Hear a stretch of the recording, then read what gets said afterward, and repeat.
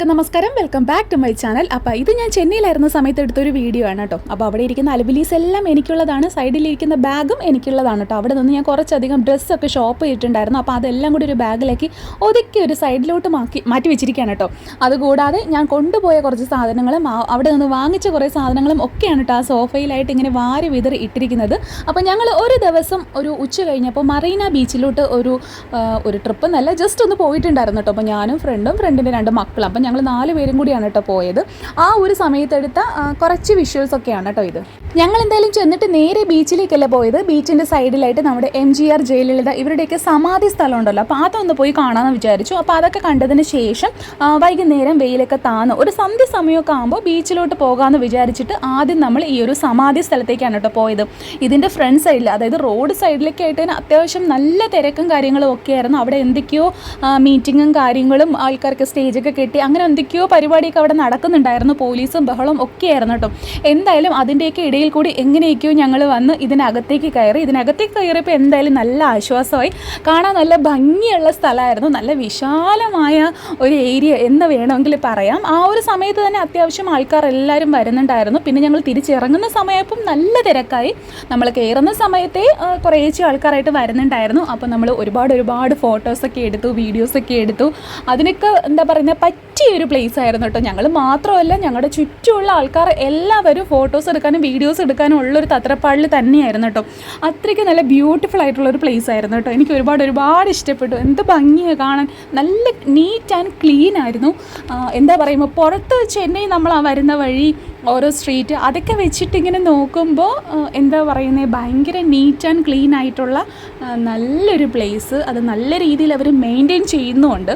അപ്പോൾ എന്താ പറയണേ, നല്ല രസമുണ്ടായിരുന്നു. പോയിട്ടുള്ളവർക്ക് അറിയാമല്ലോ, ഞാൻ പ്രത്യേകിച്ച് എടുത്ത് പറയണ്ടല്ലോ. സത്യം പറഞ്ഞു കഴിഞ്ഞാൽ വീണ്ടും ചെന്നൈയിലേക്ക് പോയത് ഒരു ദിവസത്തെ ഒരു ആവശ്യത്തിന് വേണ്ടിയിട്ടാണ് കേട്ടോ. പക്ഷേ ആ ഒരു ദിവസം കൊണ്ട് ഞാൻ പോയ കാര്യം നടന്നില്ല. അതുമാത്രമല്ല, അതുമായിട്ട് ബന്ധപ്പെട്ട് എനിക്ക് കറക്റ്റ് 7 ദിവസം കൂടി അവിടെ നിൽക്കേണ്ടതായിട്ട് വന്നു കേട്ടോ. അപ്പോൾ ഞാൻ വിചാരിച്ചത് 7 ദിവസം ഇവിടെ നിൽക്കുമല്ലേ, എന്തായാലും നമുക്ക് ഓരോരോ ആവശ്യങ്ങൾക്ക് വേണ്ടി എന്തായാലും പുറത്തോട്ട് പോവേണ്ടി വരും. അപ്പോൾ അതെല്ലാം വീഡിയോസ് എടുത്ത് ഷോർട്ട് വീഡിയോ ആയിട്ടും ലോങ് വീഡിയോ ആയിട്ടും അപ്പോൾ കുറേ വീഡിയോസൊക്കെ എടുത്ത് അപ്ലോഡ് ചെയ്യാം എന്നൊക്കെയായിരുന്നു എൻ്റെ മനസ്സിലെ പ്ലാൻ. പക്ഷേ പ്ലാനിങ് എല്ലാം തെറ്റിപ്പോയി. എന്താ പറയുക, അങ്ങനെയൊന്നും വീഡിയോസ് എടുക്കാൻ പറ്റിയില്ല കേട്ടോ. എടുക്കാൻ പറ്റിയൊരു മാനസികാവസ്ഥയിലും അല്ലായിരുന്നു. കാരണം ഫസ്റ്റ് ഡേ എനിക്ക് പോയ കാര്യം നടന്നില്ല. പിന്നെ അതുമായിട്ട് ബന്ധപ്പെട്ട് വീണ്ടും പുതിയ അപ്പോയിൻമെൻ്റൊക്കെ എടുക്കേണ്ടതായിട്ട് വന്നു. അപ്പോൾ ഇങ്ങനെ കുറേ ഡിലേ ആയി. പിന്നെ ആ ഒരു പേപ്പർ ഈ ഒരു പേപ്പർ എന്നൊക്കെ പറഞ്ഞ് എന്താ പറയുക, കുറച്ച് ടെൻഷനും കാര്യങ്ങളും ഒക്കെ ഉണ്ടായിരുന്നു. അതുകൊണ്ട് തന്നെ എനിക്ക് ആ ഒരു വീഡിയോ എടുക്കാനായിട്ട് തോന്നിയതേ ഇല്ല. പിന്നെ ഇടയ്ക്ക് എപ്പോഴും ജസ്റ്റ് ഒരു ദിവസം ഇതുപോലെ മറീന ബീച്ചിൽ ഞങ്ങൾ പോയി. അപ്പോൾ ആ ഒരു സമയത്തെടുത്ത വീഡിയോ ആണ് കേട്ടോ നിങ്ങളിപ്പോൾ കണ്ടുകൊണ്ടിരിക്കുന്നത്.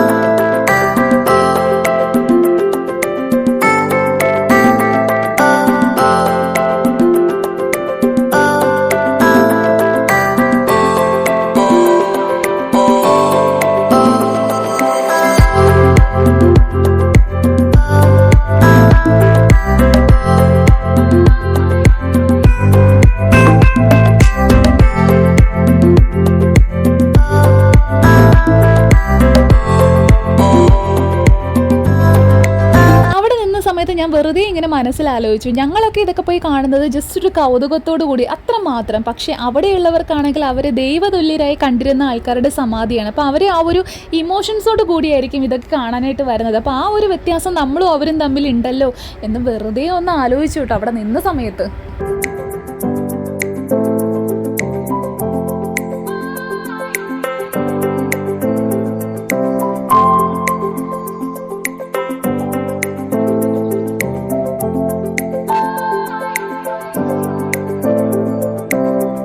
ഈ ഒരു മെമ്മോറിയൽ കൺസ്ട്രക്ഷൻ കാണാനായിട്ട് ഭയങ്കര ഭംഗിയായിരുന്നു കേട്ടോ. പ്രത്യേകിച്ച് ആ കയറ് വരുമ്പോൾ ആ എൻട്രൻസിലുള്ള ആ ഒരു 2 ലീവ്സ്, ആ ഒരു ഇതൊക്കെ കാണാനായിട്ട് നല്ല ഭംഗിയുണ്ടായിരുന്നു. വേറെ ഏതോ ഒരു രാജ്യത്ത് നിൽക്കുന്ന ഒരു പ്രതീതിയായിരുന്നു കേട്ടോ. അപ്പോൾ തൊട്ടടുത്തായിട്ട് അണ്ണ മ്യൂസിയം ഒക്കെ ഉണ്ടായിരുന്നു. പക്ഷേ ആ ഒരു സമയത്ത് ഓപ്പണിംഗ് അല്ലായിരുന്നു ഞങ്ങൾ ചെന്ന സമയത്ത്.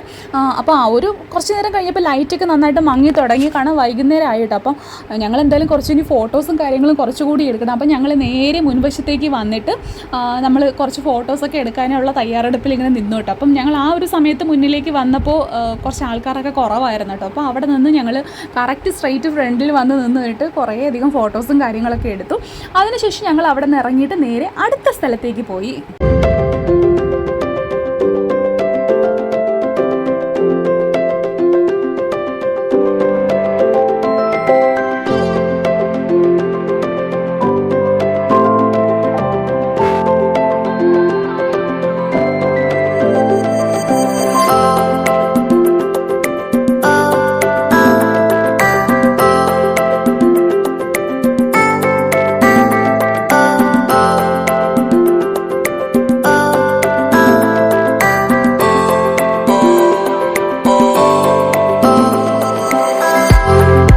നെക്സ്റ്റ് ഞങ്ങൾ പോയത് തൊട്ടടുത്തുള്ള അണ്ണ മെമ്മോറിയൽ, കരുണാനിധി മെമ്മോറിയൽ അങ്ങോട്ടേക്കാണ് കേട്ടോ. അപ്പോൾ ഞങ്ങൾ ജസ്റ്റ് എൻട്രൻസ് അങ്ങോട്ട് കടന്നപ്പോൾ തന്നെയും ലൈറ്റ്സ് ഒക്കെ പോയിട്ടുണ്ടായിരുന്നു. അപ്പം ഏകദേശം സന്ധ്യ ആയിട്ടുണ്ട് കേട്ടോ. അപ്പോൾ അതിൻ്റെ ഒരു വെളിച്ചക്കുറവും കാര്യങ്ങളൊക്കെ ഉണ്ടായിരുന്നു കേട്ടോ. അപ്പോൾ ഞങ്ങൾ എന്തായാലും ചെന്ന ഉടൻ തന്നെ ആ ഒരു എൻട്രൻസ് ആ ഒരു സൈഡിൽ തന്നെ രണ്ടിങ്ങനെ ആനക്കൊമ്പ് നിൽക്കണ പോലെ എന്താ പറയുക ആ ഒരു രൂപം നല്ല ഭംഗിക്ക് ഇട്ടുണ്ടായിരുന്നു. അപ്പോൾ അവിടെ നിന്ന് എന്തായാലും ഒരു ഫോട്ടോ എടുക്കാതെ വരുന്നത് ശരിയല്ലല്ലോ. അപ്പോൾ അതുകൊണ്ട് ഞങ്ങൾ അവിടെ നിന്ന് കുറച്ച് ഫോട്ടോസും കാര്യങ്ങളൊക്കെ എടുത്തു. എന്നിട്ടാണ് ഞങ്ങൾ പിന്നെ നേരെ ആ ഒരു സമാധി ആ ഒരു പ്ലേസിലേക്ക് പോയത് കേട്ടോ.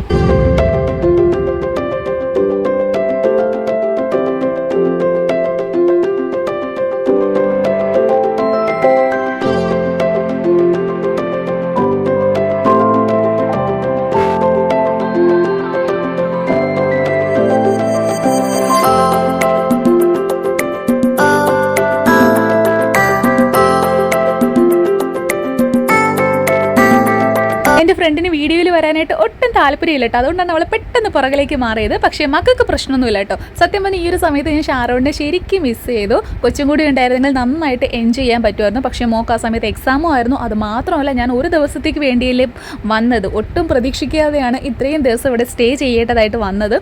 അപ്പോൾ എന്തായാലും നിന്നതല്ലേ എനിക്ക് കുറച്ച് കറങ്ങാം എന്ന് കരുതിയിട്ട് ഒന്ന് ഇറങ്ങിയതാണ് കേട്ടോ.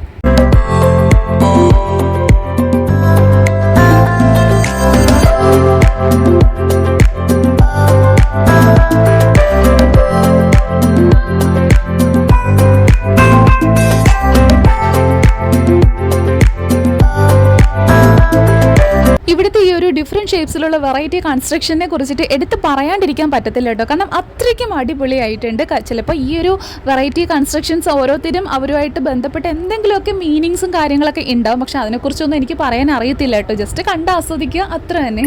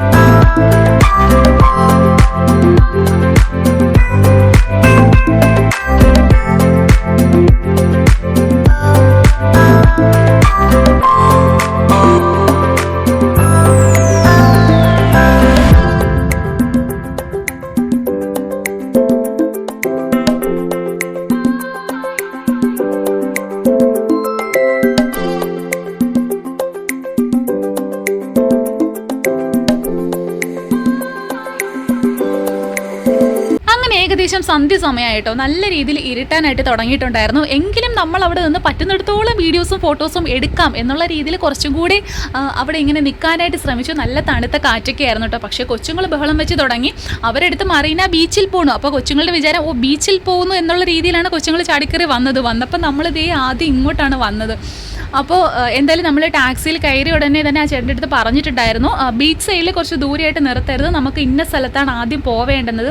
അപ്പോൾ അതുകൊണ്ട് കറക്റ്റ് ഈ ഒരു മെമ്മോറിയലിൻ്റെ അടുത്തായിട്ട് തന്നെ നമ്മൾ ഡ്രോപ്പ് ചെയ്തിട്ടോ, അല്ലെങ്കിൽ നമ്മൾ പിന്നെ വേറെ എവിടെയെങ്കിലും ഏതെങ്കിലും ഒരു ഭാഗത്ത് നിർത്തിയാൽ അവിടെ നിന്ന് പിന്നെ ഇവിടെ വരെ നടക്കേണ്ടി വരുമായിരുന്നു. എന്തായാലും അങ്ങനെ വരേണ്ടി വന്നില്ല. ആ ടാക്സി ചേട്ടൻ കറക്റ്റ് ഈ ഒരു മെമ്മോറിയലിൻ്റെ അടുത്തായിട്ട് തന്നെ നമ്മൾ ഡ്രോപ്പ് ചെയ്തു. അതുകൊണ്ടാണ് നമ്മൾ കുറേ അധികം സമയം നമുക്ക് ഇവിടെയൊക്കെ ഇങ്ങനെ സ്പെൻഡ് ചെയ്യാനായിട്ട് പറ്റിയത് കേട്ടോ. അപ്പോൾ അതൊക്കെ കഴിഞ്ഞിട്ട് നമ്മൾ നേരെ ബീച്ച് സൈഡിലേക്ക് പോയി കേട്ടോ. ഞങ്ങളിത് ടാക്സി ഇറങ്ങി ഇങ്ങോട്ട് വരുന്ന സമയത്ത് റോഡ് സൈഡിലെല്ലാം കുഞ്ഞു കുഞ്ഞു ഒരുപാട് കടകളുണ്ടായിരുന്നു കേട്ടോ. അവിടേക്ക് ഇങ്ങനെ കഴിക്കുന്ന ഓരോരോ സാധനങ്ങൾ ഇരുന്ന് കൊതി നോക്കിയിട്ടാണ് കേട്ടോ വന്നത്.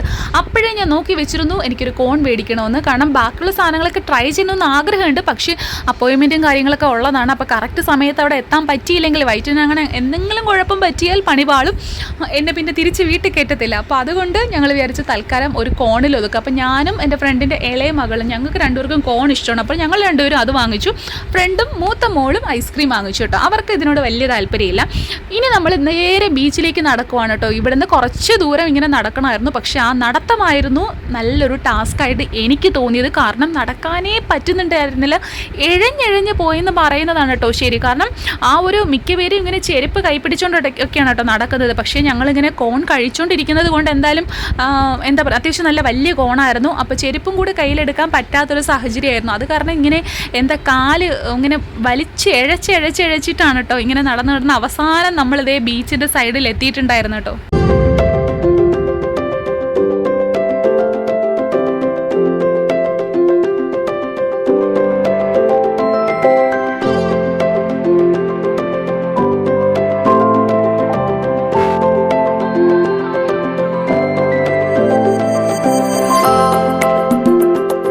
കുറച്ച് നേരം ഞങ്ങൾ മറീന ബീച്ചിലെ കടൽക്കാറ്റൊക്കെ കൊണ്ട് തിരമാലയൊക്കെ എണ്ണി അതിനുശേഷം ഞങ്ങൾ വിചാരിച്ചു എന്തെങ്കിലും കഴിക്കാം. അങ്ങനെ ഞങ്ങൾ ഓർഡർ ചെയ്തത് വേറെ ഒന്നുമല്ല, കുറച്ച് ബജീസാണ് കേട്ടോ. പച്ചക്കായുടെ ബജിയായിരുന്നു. അപ്പം ഞാൻ ആദ്യമായിട്ടാണ് കേട്ടോ ഈ പച്ചക്കായുടെ ബജി കഴിക്കുന്നത്. ഞങ്ങളുടെ നാട്ടിൽ പഴുത്ത വാഴക്കപ്പേ കഴിച്ചിട്ടുള്ളൂ.